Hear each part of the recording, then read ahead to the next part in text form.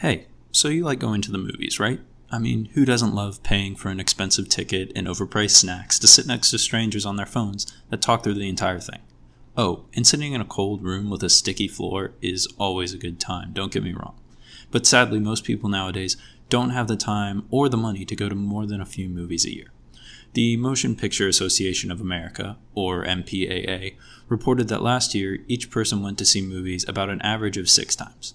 Last year, 718 movies were released, and 42 of them were in large format. That's a lot of movies to pick from if you're only going to 6 of them, and I bet you probably didn't hear about or care about most of the other ones that you didn't see. But in this video, I'm going to try and tell you why some of those trips that you take to the movie theater should not be to see a franchise, reboot, sequel, prequel, requel, spin-off, or adaptation. And that is not going to be easy, because that's all that the major Hollywood studios want to make now. And I know you may be thinking that everything's a remix to some degree. Artists are influenced by other artists even when creating something original. Which is true, but there's a difference between creating something original when having influence and just remaking, redoing, or adding to something that's already been. I'll show you what I mean. So Fate and the Furious just came out, right?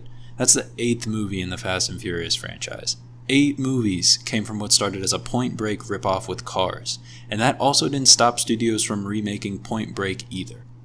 You probably don't remember it, either because it was terrible or because it went right over your head like every other unnecessary remake that nobody was asking for. Speaking of, in 2011 there was a record-breaking 27 sequels released, and in 2015 we had 3 separate franchises release their 7th movie.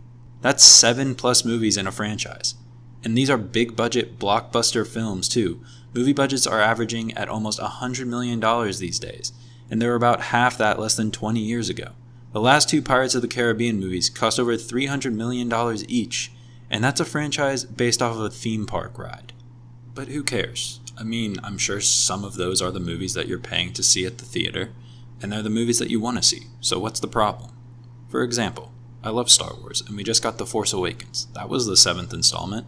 So why am I complaining? I'm not, really. I mean, look at how cool this is.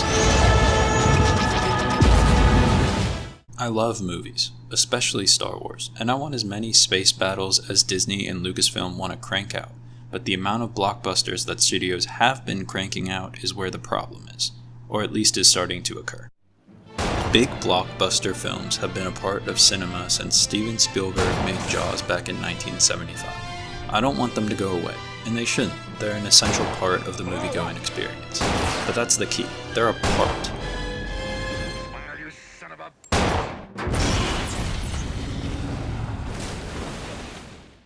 With the recent trend in filmmaking, it seems like that's all that studios are making, and that's not good for the studios or for the audiences. The reason that there has been such a spike in larger budget films based off of known properties is because they are less of a risk for the studios to produce. Known properties have built-in audiences, fans that are going to pay to see the movie no matter what, and we've seen recently with the popularity of things like Stranger Things that nostalgia can be a big audience draw as well. Speaking of Stranger Things, Netflix is one of the biggest reasons that studios are so afraid to take risks anymore. Streaming services have practically eliminated the multi-billion-dollar DVD industry. The MPAA reported in 1997 that film studios had deposited a combined annual revenue of $150 billion from DVD sales alone. Services like Netflix have essentially taken that revenue and have also most likely contributed to the decline in box office attendance because they provide massive libraries of films and TV shows to their users in-home. There's no need to go to the theater or buy a DVD if you want to see a great new movie. With this huge decline in revenue, major studios have been forced to depend on the box office and the box office alone of all the adaptations and remakes that we have been seeing. But if studios continue to reboot, remake, and tack on sequels to any and every franchise that has ever been popular or that can capture nostalgia, we're just going to get the same movies over and over again. I mean, look at Star Wars again.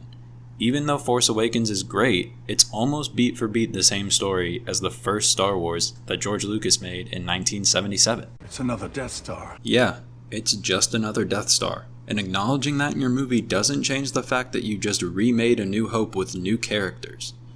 There's plenty of other examples in modern filmmaking that show how a lot of the big budget films we pay to see are very similar, like the recent Skybeam finale craze that many films have taken to since the Avengers.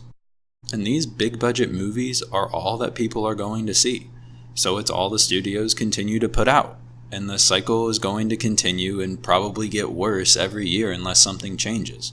Which is why I wanted to promote original filmmaking and explain why it's really, really important for audiences to support new ideas and creations. We wouldn't have Star Wars or Ghostbusters, The Terminator, The Matrix, or any popular franchise if the studios didn't take a risk and allow creators to realize their visions. And it's more of a risk for the audience too, because there's no real way to know whether a brand new intellectual property will be any good. At least when you see a sequel or an adaptation, you know there's something good about it, right?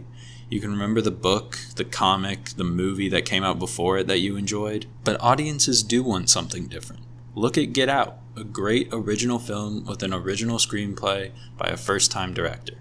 The movie's grossed over $150 million at the time I'm making this video on a budget of less than $5 million.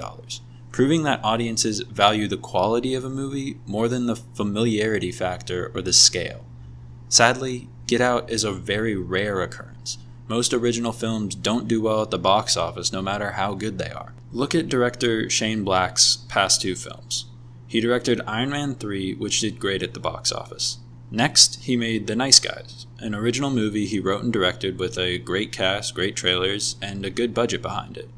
It lost the studio money, even though, in my opinion, it was one of the best films to come out in 2016. Where were all the people that went to go see Iron Man 3?